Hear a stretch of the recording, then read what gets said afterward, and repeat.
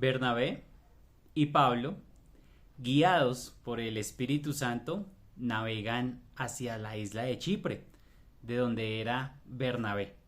Y qué felicidad, Bernabé podría decir el Evangelio en mi pueblo. Esa es la reflexión del día de hoy.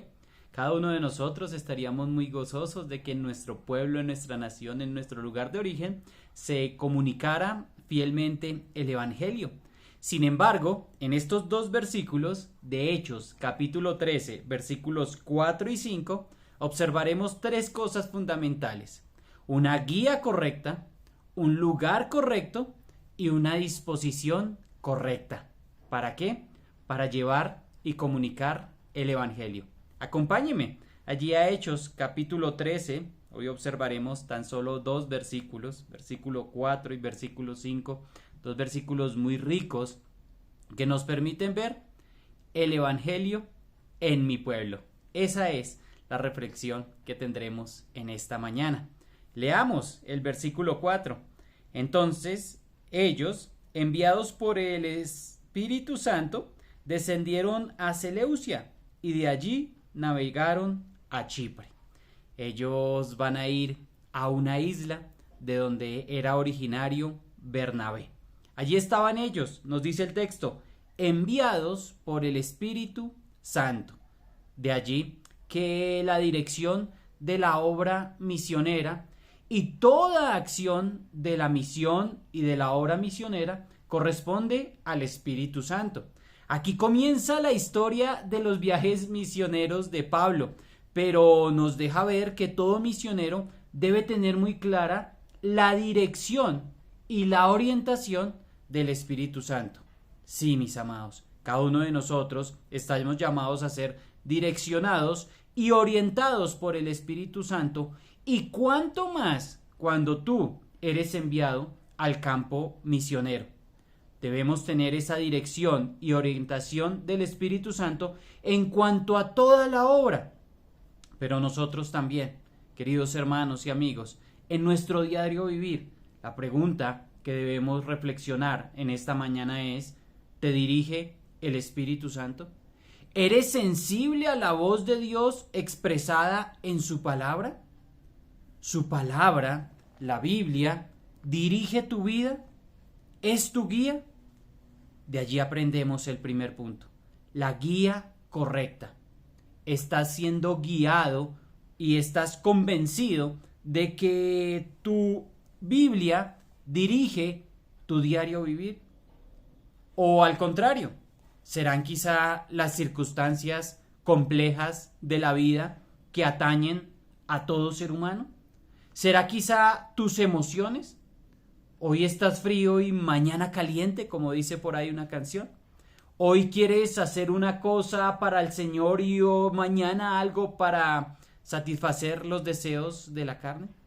¿Son tus propias pasiones las que dirigen tu vida? ¿O es el Santo Espíritu realmente, con la preciosa e inerrante palabra de Dios, la que guía tu vida, la que direcciona nuestras vidas? Queridos hermanos, aquí ellos tuvieron la guía correcta. Descendieron a un lugar, fueron a la isla de Chipre, enviados por el Espíritu Santo, orientados por el Santo Espíritu, guiados por el Santo Espíritu. Pero observemos también el versículo 5. Y llegados a Salamina, anunciaban la palabra de Dios en las sinagogas de los judíos. Después del punto dice: tenían también a Juan de ayudante. Allí estaba. Aunque guiados por el Espíritu Santo, Bernabé conocía bien el terreno que pisaba. Bernabé estaba probablemente encontrándose con sus amigos, con conocidos, con parientes que recibieron a ese grupo con afecto. Sí, allí estaba ello. Allí estaban ellos en el lugar correcto. Yo quiero decirte, querido hermano, querido amigo, quizá usted va a venir a los pies de Cristo. Si usted, amigo, no conoce al Señor, no conoce el Evangelio, la invitación es a que primero ponga su fe en la persona y obra del Señor Jesucristo, quien ha muerto, ha sido clavado en una cruz, ha derramado su sangre preciosa, ha entregado su cuerpo, pero también ha resucitado para darnos vida y vida eterna.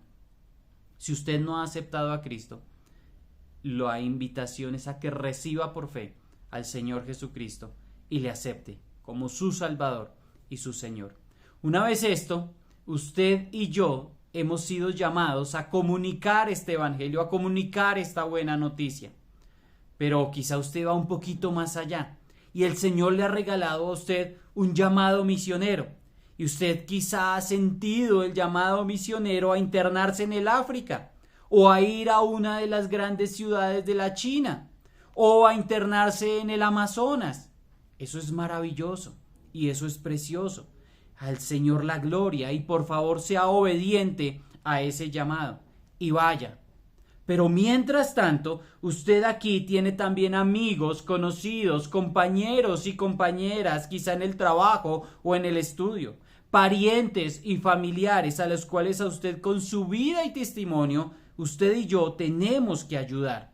¿Por qué hablo de la palabra ayudar? Porque más adelante aparecerá por ahí un ayudante. Usted y yo tenemos que comunicar este evangelio de la gracia. Allí lo guió a Bernabé no sus ganas de ir a su casa, no sus ganas de ir a su familia. La Biblia dice que lo guió el Espíritu Santo.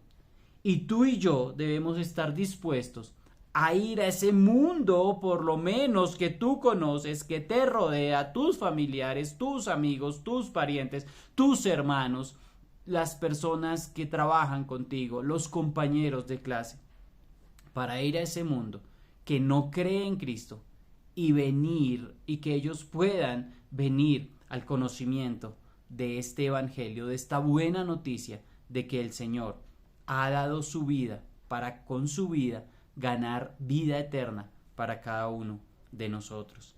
Allí está Bernabé, primero con la guía correcta. Está Bernabé y Pablo, primero que todo con la guía correcta. Segundo, están en el lugar correcto. Pero ahora mira lo que dice después del punto. Ellos tenían a Juan de ayudante.